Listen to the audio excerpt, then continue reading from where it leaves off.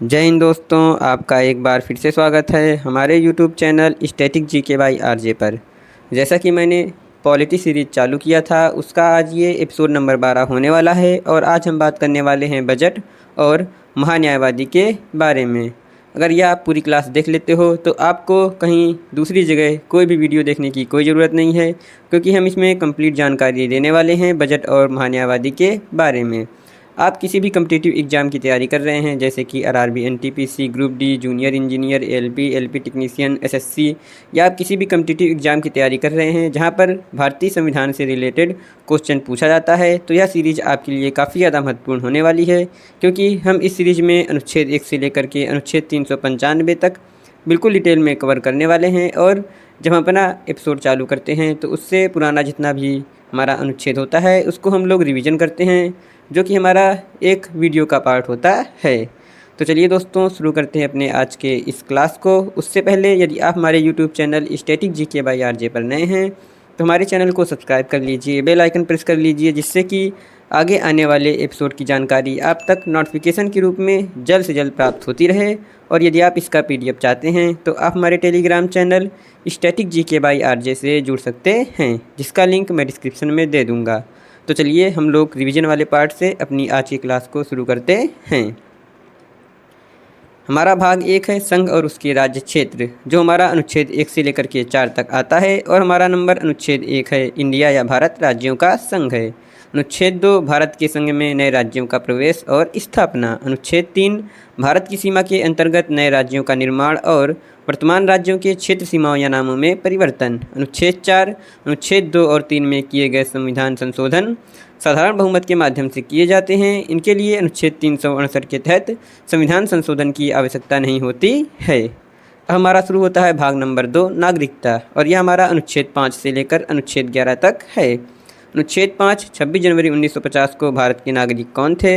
अनुच्छेद 6 पाकिस्तान से भारत आने वाले लोगों के बारे में प्रावधान। अनुच्छेद 7 भारत से पाकिस्तान जाने वाले लोगों के बारे में प्रावधान। अनुच्छेद 8 भारत के बाहर रहने वाले भारतीय उद्भव के कुछ व्यक्तियों के नागरिकता के अधिकार। अनुच्छेद 9 यदि किसी व्यक्ति या नागरिक ने भारत की नागरिकता छोड़ किसी अन्य देश की नागरिकता स्वेच्छा से ग्रहण कर ली है तो उसकी भारत की नागरिकता स्वतः समाप्त हो जाएगी।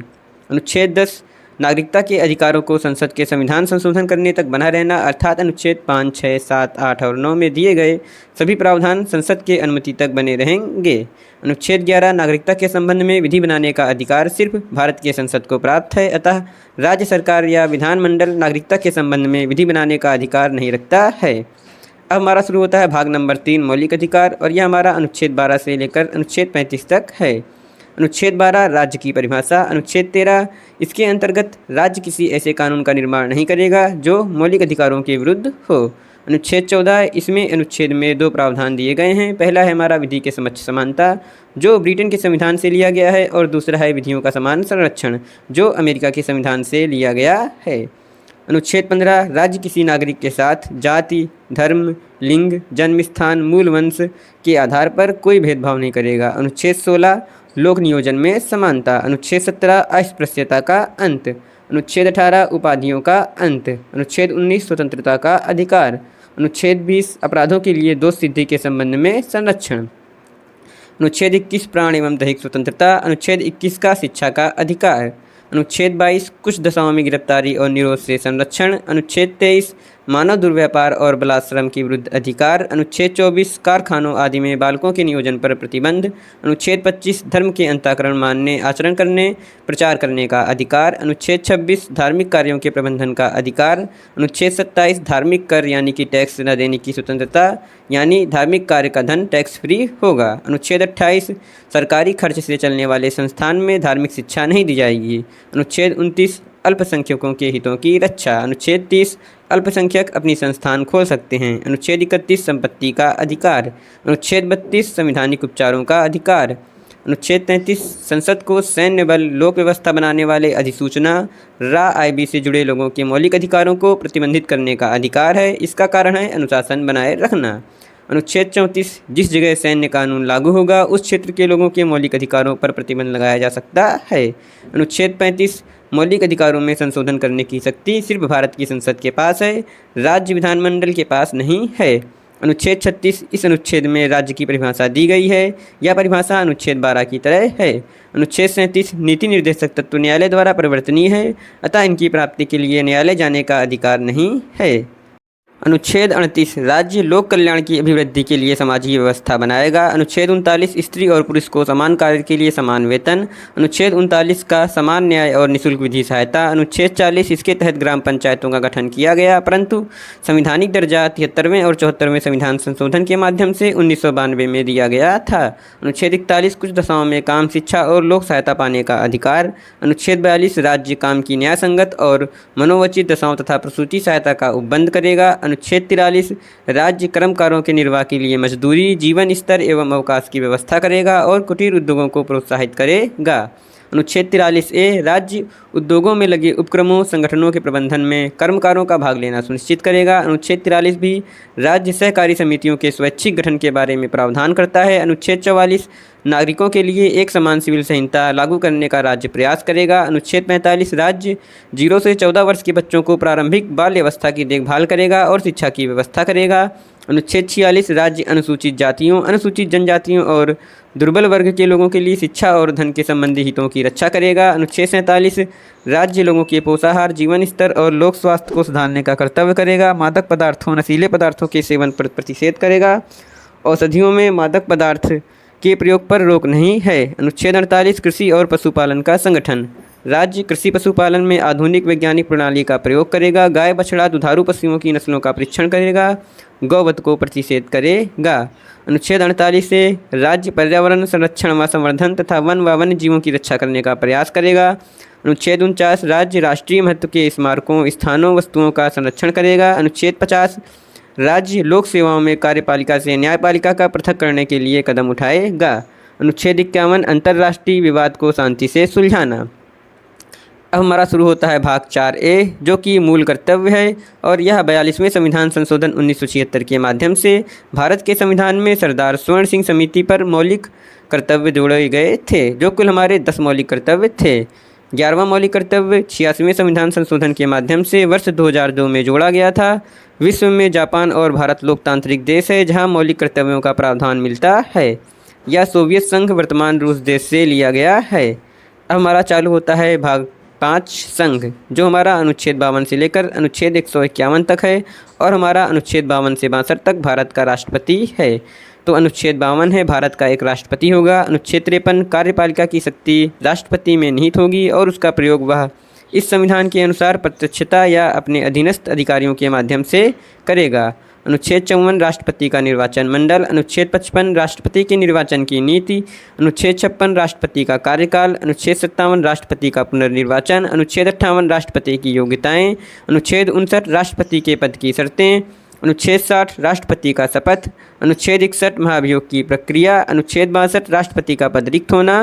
अब हमारा चालू होता है अनुच्छेद 63, जो कि भारत का उपराष्ट्रपति, और यह हमारा अनुच्छेद 63 से 73 के अंतर्गत आता है। अनुच्छेद 63 भारत का एक उपराष्ट्रपति होगा। अनुच्छेद 64 उपराष्ट्रपति राज्यसभा का पदेन सभापति होगा। अनुच्छेद 65 जब किसी कारणवश राष्ट्रपति का पद खाली होगा तो उपराष्ट्रपति कार्यवाहक राष्ट्रपति होगा।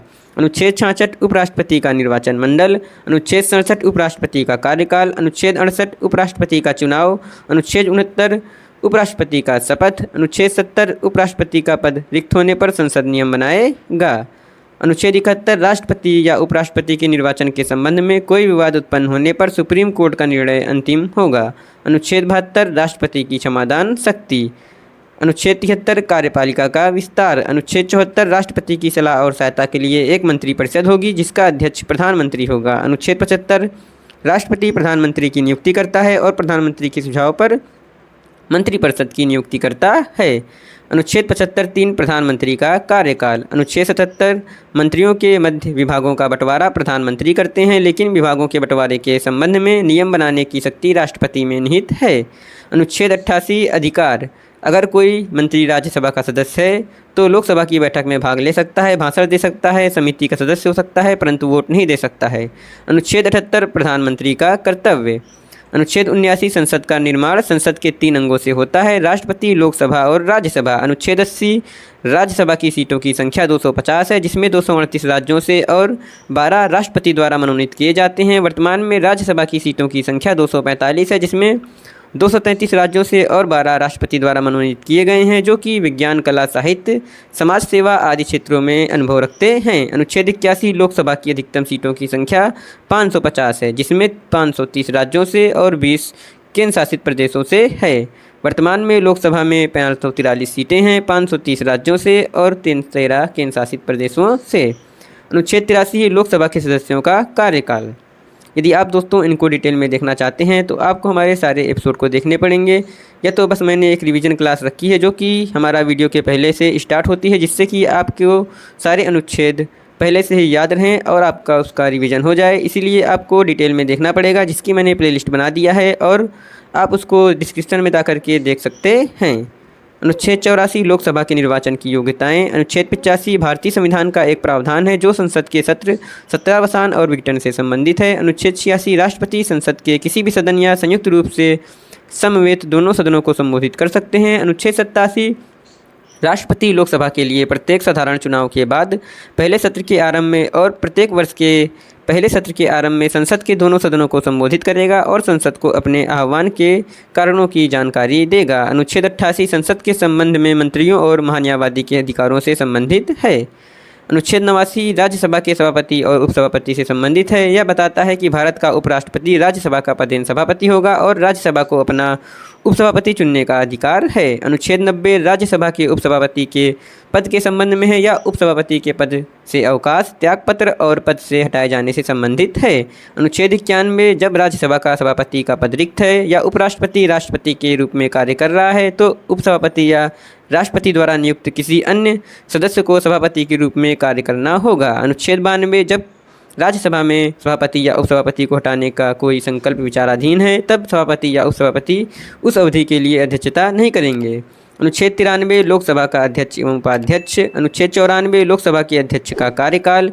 अनुच्छेद 99 लोकसभा के सदस्यों का शपथ। अनुच्छेद 108 संयुक्त बैठक, जो कि हमारा ऑस्ट्रेलिया के संविधान से लिया गया है। तो दोस्तों ये हमारा पिछले क्लास जितनी भी हुई थी उसका फटाफट रिवीजन था। यदि आप इसको डिटेल में देखना चाहते हैं तो उसकी मैंने प्लेलिस्ट बना दिया है, जिसका लिंक मैं डिस्क्रिप्शन में दे दूंगा। आप उसको वहाँ से जा करके सारी क्लासों को बिल्कुल डिटेल में देख सकते हैं। तो चलिए दोस्तों हम लोग अपने आज के इस सेशन को शुरू करते हैं और हम बात करने वाले हैं भाग 5 संघ। अनुच्छेद 52 से 151 के अंतर्गत जो हमारा चल रहा है। तो आइए हम लोग समझ लेते हैं अनुच्छेद 109 के बारे में।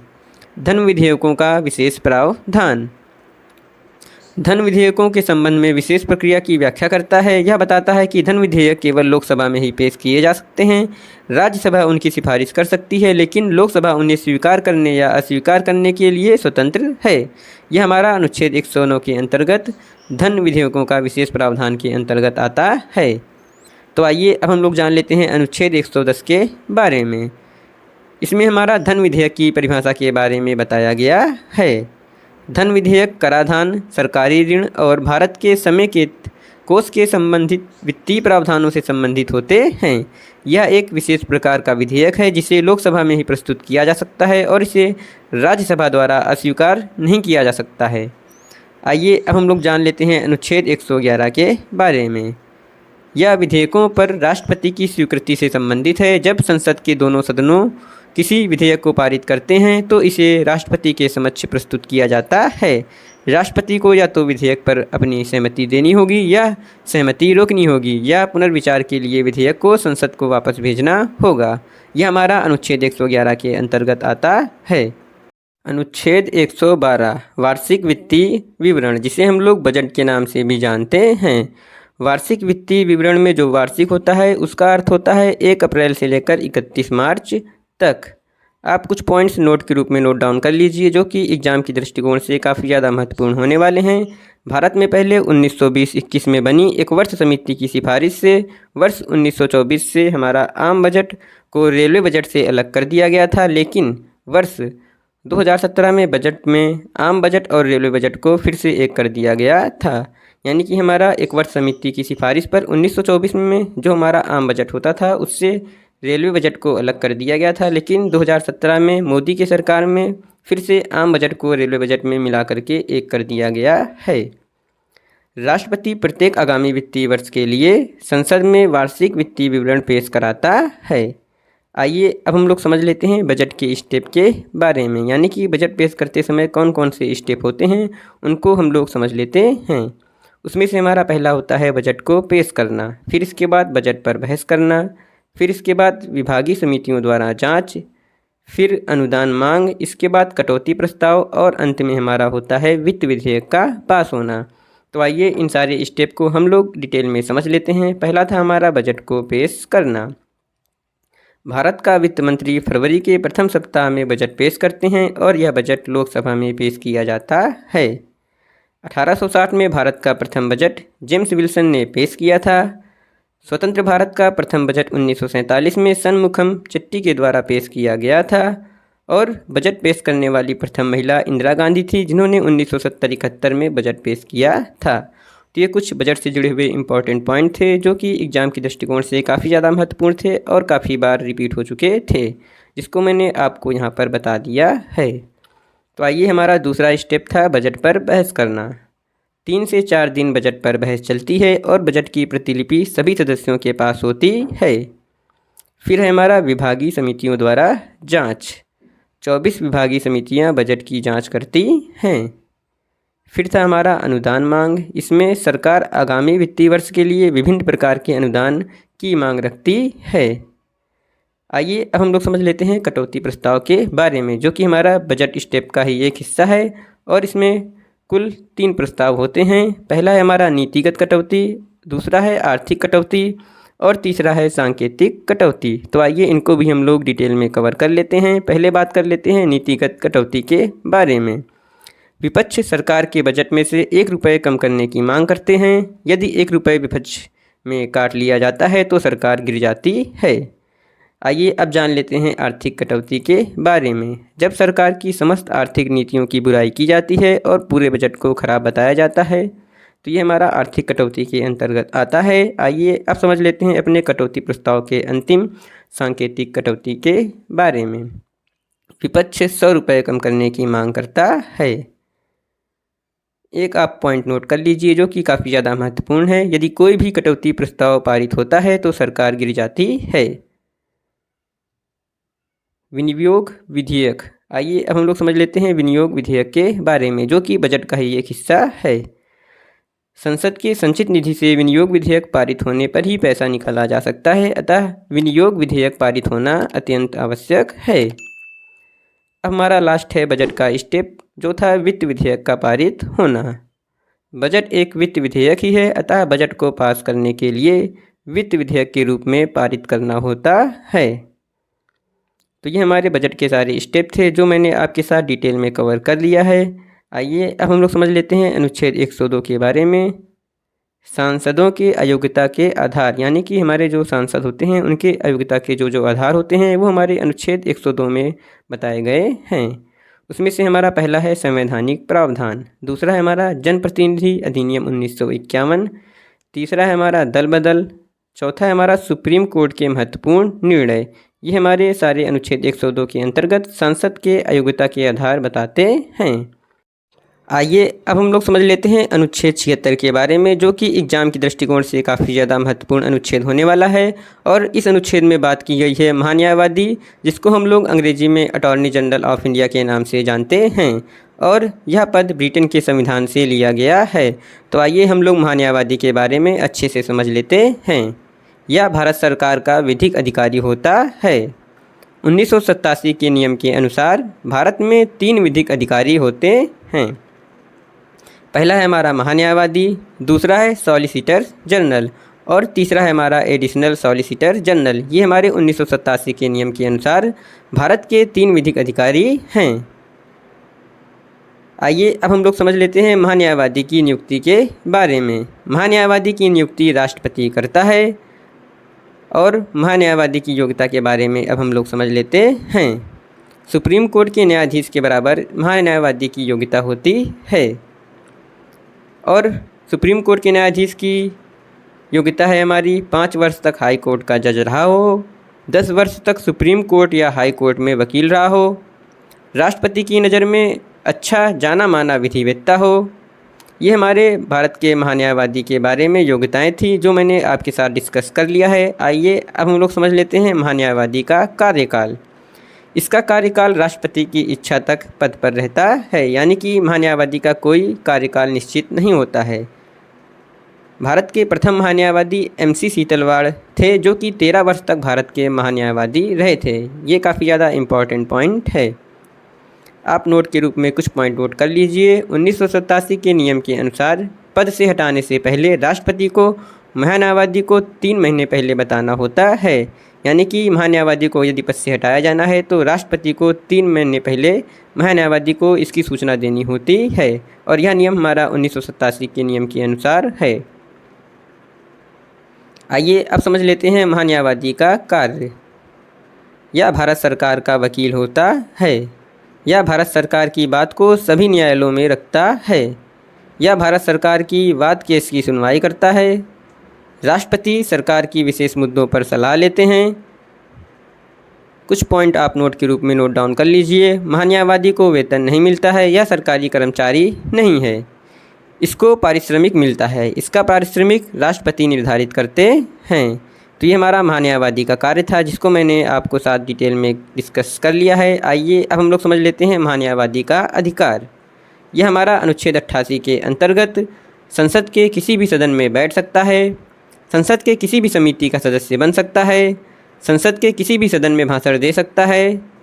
लेकिन आप एक पॉइंट काफ़ी ज़्यादा इम्पॉर्टेंट है जो नोट कर लीजिए। महान्यायवादी संसद के किसी भी सदन में बैठ सकता है, समिति का सदस्य बन सकता है और भाषण दे सकता है, लेकिन किसी भी सदन में वोट नहीं दे सकता है।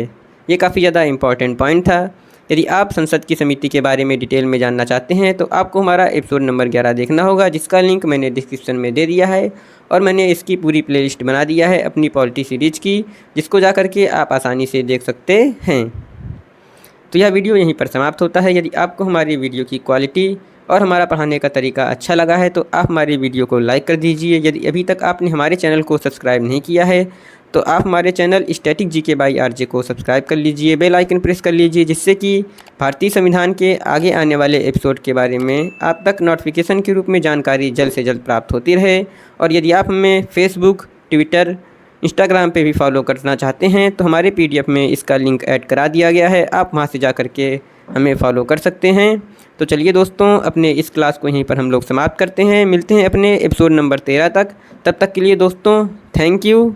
जय हिंद।